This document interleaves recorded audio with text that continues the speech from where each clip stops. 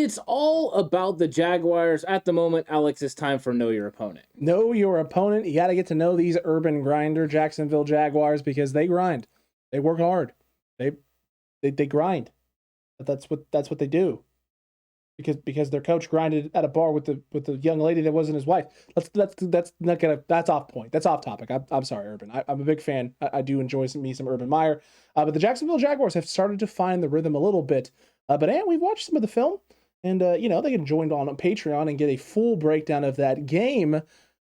But we'll give you a little bit of a sneak peek look at some all 22 footage of this team against the Indianapolis Colts, which is great for the 49ers because you've already played the Colts. So you get a similar idea in terms of scheme concept, things you can do, what the strengths of the Colts are, where you struggled, and where the Indianapolis Colts maybe thrived against Jacksonville, or where Jacksonville struggled against them. So let's dive into this footage. Let's dive into this all 22 film. Yeah.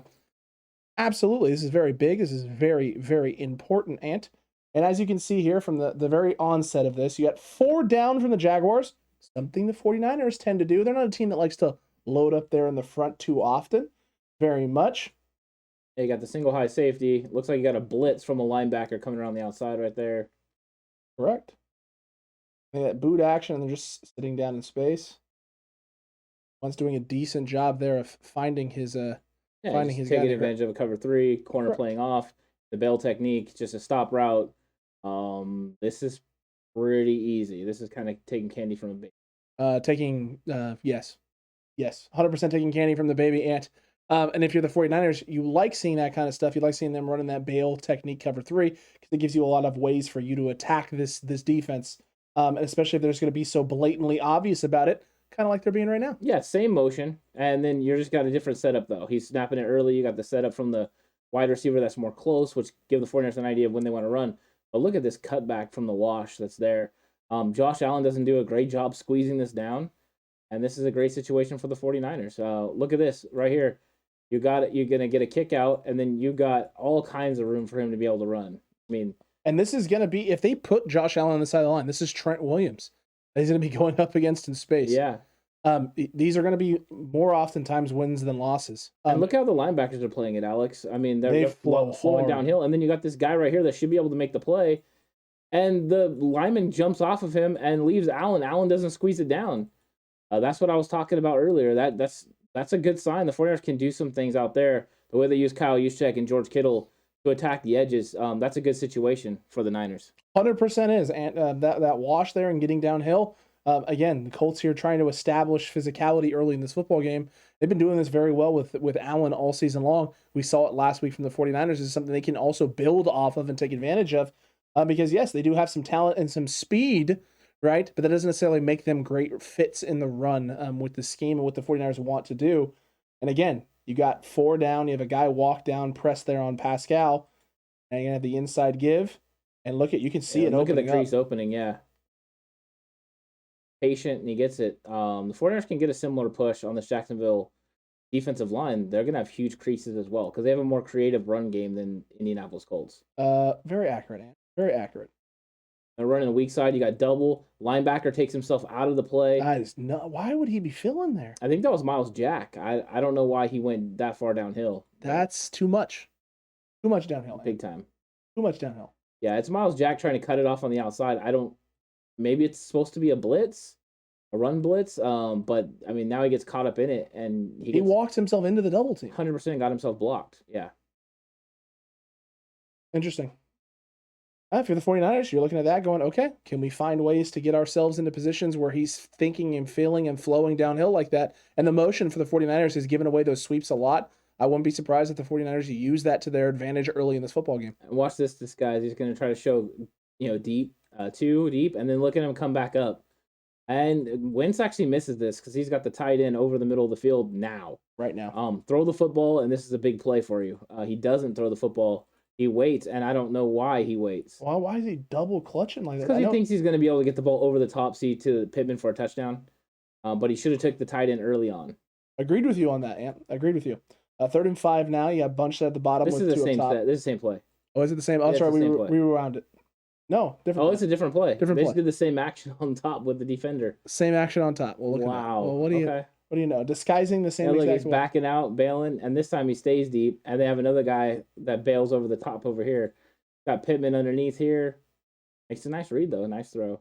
And They're trying some movement, but to me, they're easy to figure out. It's pretty obvious where the movement is based on where it is in the snap count and what's going on.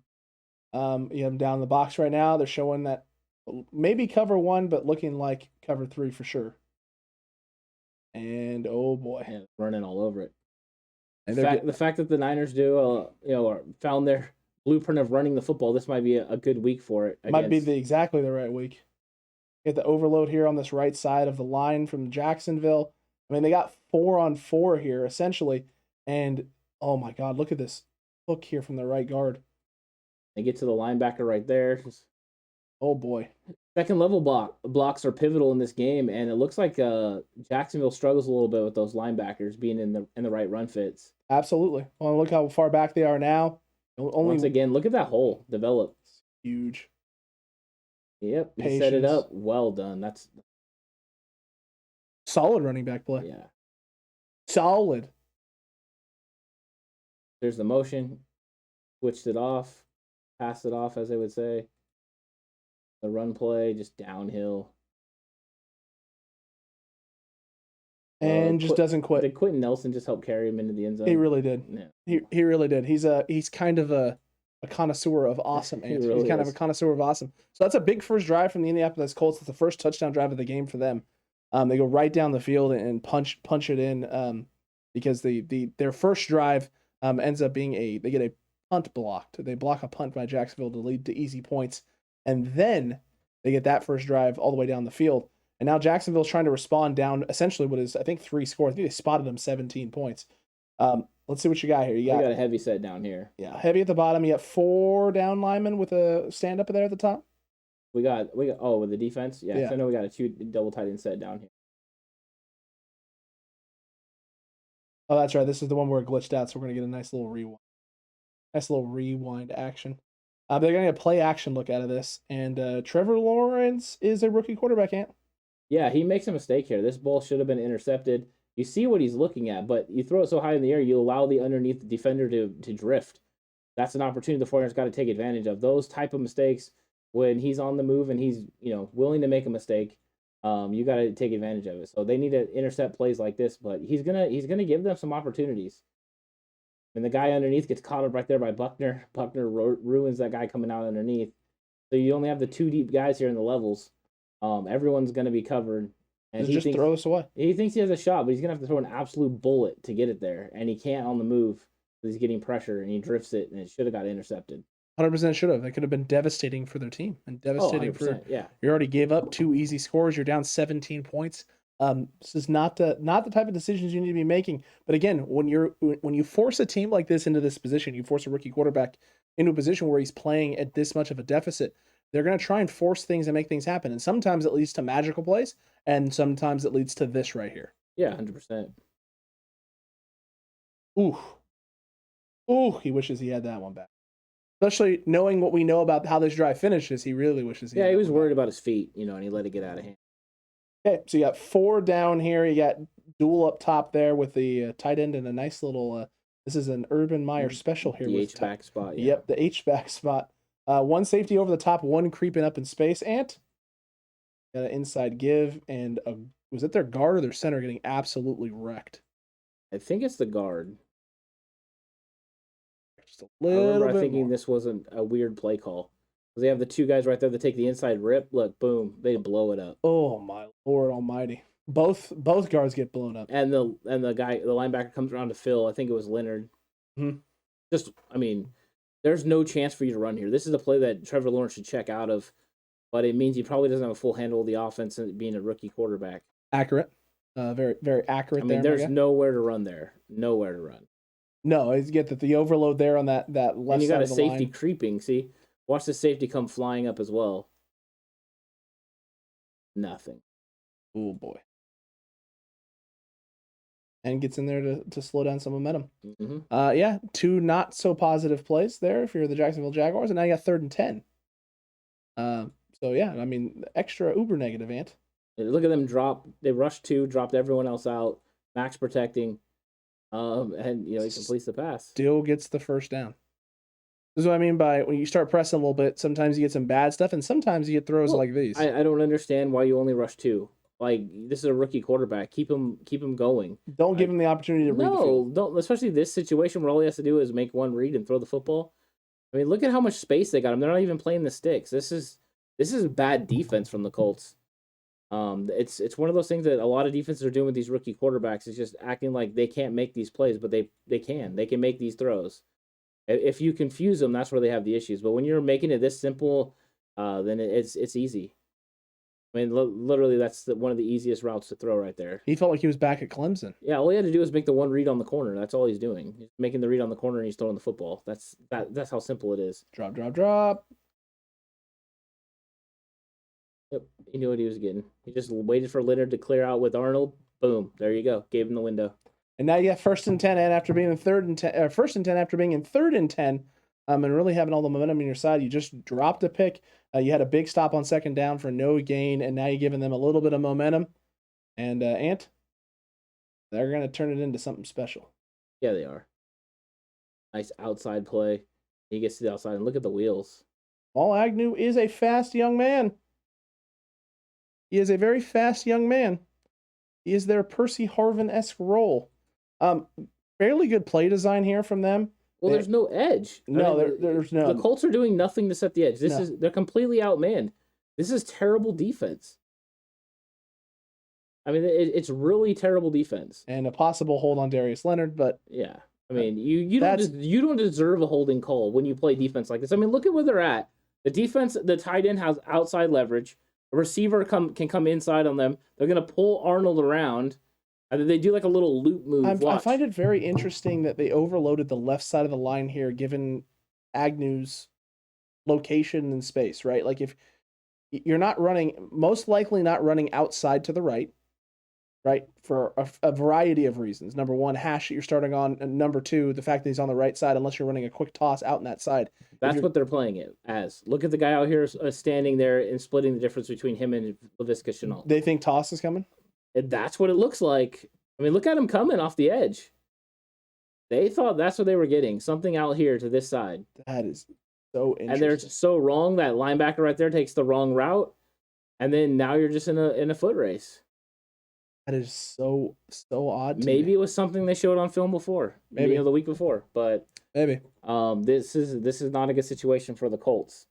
Not even a little bit. I mean, I would run this play 1,000 times and it would probably work 999. Because of that setup that the Colts were in. That was the perfect play call against that defense that they were running.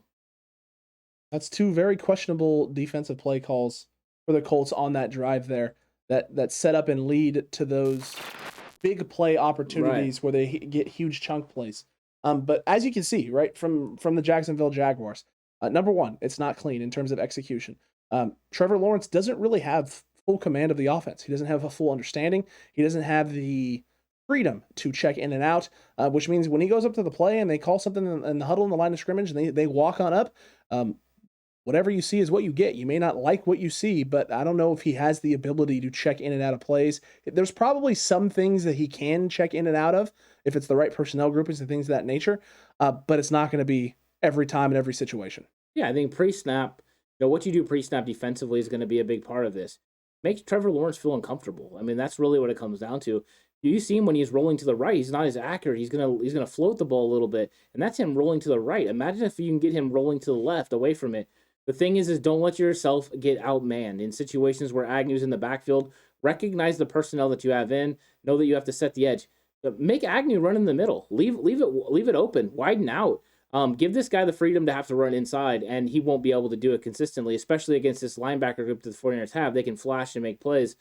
So understanding the personnel groupings that you're going against and then, playing your defense accordingly are very important. So hopefully the Niners will, figure out and watch this film and figure some of that stuff out. I agree. And yeah, I mean, this is the second week in a row now where you have a quarterback who's struggling while throwing on the move. There's not a lot of pressure there. There's not a lot of pressure on that throw. So, I mean, yeah, this is a situation where if you can get that pressure, you can send those blitzes, get him moving a little bit, and ideally get him moving to a weak side, get him moving to his left, trying to get his hips around his space quickly. Yes, Trevor Lawrence can do it, but make him do it consistently. I've seen him do it. I mean, I've seen him make throws, flipping the hips. It's a little iffy, but he can do it. But the thing is, right, it's not a strength, so make him consistently do it. Make him consistently beat you by playing above and beyond what you believe his pedigree could be. Take away his first read, take away his comfortability. Don't sit back in space and Justin Fields this. Get after this guy, keep him guessing, keep him on his toes, keep him moving backwards on his heels. You want to flash in his face. He's one of those guys that at Clemson, and I've seen it when he's playing at Jacksonville, when he sees a pressure coming in his face, he wants to go ahead and react right away. He sees the pressure. He doesn't see down the field consistently. So you want to flash in his face. Armstead and those guys, Bosa, are going to put the fear of God into him if they start getting in early in this game. He's going to want to run. He's going to get that situation where he thinks he has to create on his own. And that's a good situation for the 49ers. But the 49ers need to stop the run game, stop James Robinson, and make this a Trevor has to beat us game. And if they turn it into a Trevor has to beat us game, they're not going to win. The 49ers are going to win this game in dramatic fashion. And then defensively, as far as how you're going to attack those Jacksonville Jaguars, as far as your offense on their defense, you saw right there, Josh Allen is not able to secure that edge consistently. The way that Trent Williams is able to block, he can throw Josh Allen down and get up to the next guy and create creases. But, the fact that this offensive lineman was able to handle Josh Allen and then go up to a next guy without needing a second help is a good sign for the 49ers and what they're able to do on the edge where they have been living the whole game. But don't be surprised if the 49ers aren't able to execute in the middle too. If Jacksonville comes out in 5 and 6 defensive linemen, the 49ers are going to pick these guys apart. They can't run that straight cover 3 against Jimmy Garoppolo. If Jimmy's sitting in the shotgun, he's going to pick them apart. I do like the 49ers weapons against Jacksonville's defense. So yeah, I'm feeling even better about this game now that I've watched even more film. Correct, and you saw the wash. I mean, cutback crew, you should have seen it. You should have seen the wash on some of these run plays for the Colts. When you got Jonathan Taylor, gashing this defense. The wash, that interior for the Jacksonville Jaguars, their D-line is questionable at best. It's questionable, and their linebacker play is suspect. Miles Jack is a talented player in this league. But if he's struggling with run fits and being in the right spots or not being able to read properly because that wash is coming up and clogging the vision, there are going to be huge problems for this team all game long, whether it's, Elijah Mitchell running the football or whether it's Jeff Wilson Jr. There are big opportunities for success if you're the San Francisco 49ers. That's got to make you feel really good. I know when we were first watching some of this, you were feeling really good about it when I started seeing the wash and how often it happens, because Jonathan Taylor goes absolutely off in this game, goes absolutely bonkers. He's been doing it week in and week out. That O-line is very impressive. But it seemed like they were just, in the first half especially, every run felt like it was just gashing 8-9 yards at a time for Jonathan Taylor. And if you're the 49ers, after the week you just had against the Rams, establishing your identity, finding that physicality, finding that blueprint that you talked about in the game preview show, Ant, Kyle Shanahan's got to be licking his chops right now. Oh, 100%, because there's movement. You're seeing that defensive line get moved off their spots. You're seeing offensive players win one-on-one battles. And we've seen this Colts team play against the 49ers defense, so we understand, how good they are. But in certain locations, the 49ers are better than them. You know what I mean? Like at left tackle, the 49ers have a better left tackle than the Colts. So this is a good situation for the 49ers where I think they can win up front. They can beat Jacksonville. They can establish this run game, dominate up front. And then Jimmy is going to be able to have success because these linebackers are flowing and moving quickly. So anything you do play action-wise, they have to jump on it to stop the run. They don't feel comfortable with this front stopping it on their own. So they're flashing. And when they do, that's going to leave opportunities for Deebo Samuel and those guys, behind those linebackers. So I look for Jimmy to have a big game. I look for this run game to get going and be established, and look for the 49ers to roll. I'm excited about this opportunity because I think Jacksonville doesn't, match up well against the 49ers. I think this is a good matchup for San Francisco. And as long as they can go in with the same mindset they had against the Rams, it's a different game plan. It's a different execution against this team. But as long as they can go in there with the same mindset, they can take care of business.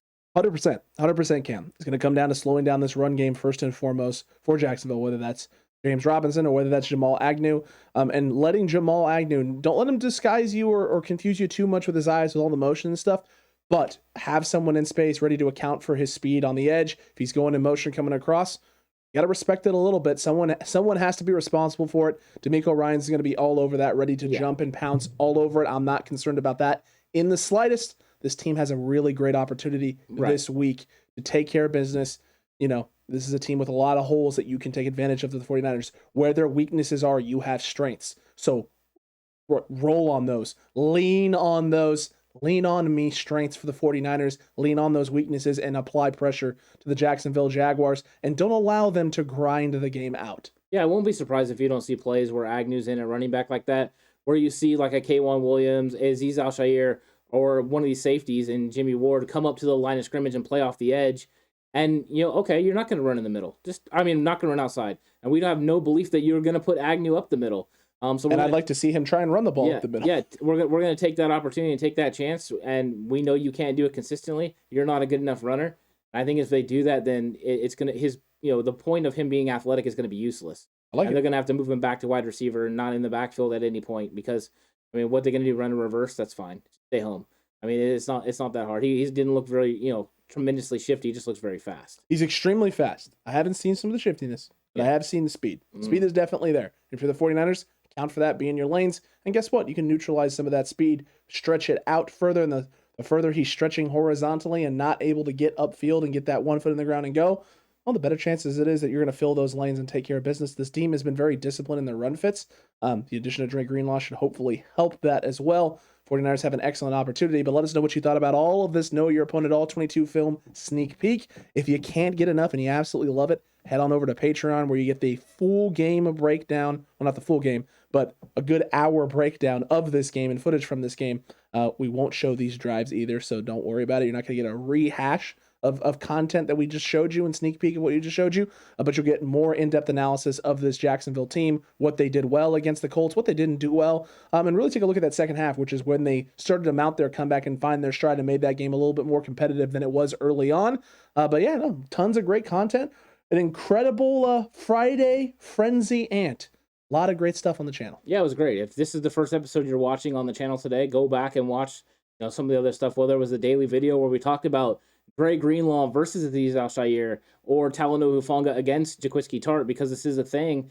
Fans believe that maybe Azeez is better than Dre and it's his time to shine, or that Talanoa Hufanga shouldn't lose his job, that he's been filling in for Jaquiski Tartt and he should be continuing with that job. Hop over there and check that video and let us know what you think about it. I'm very curious. And if you want to just check out the Madden simulation, see how this game is supposed to go, it's always wacky. It's always fun. If you like Madden, check it out. If you don't have to watch that either. But just something to remember that's there. And we had Jay in the Bay as well that came on before this at 2:00 that you want to make sure you go back and check. He's talking about his 5 big things the 49ers can do to beat Jacksonville. It's always entertaining.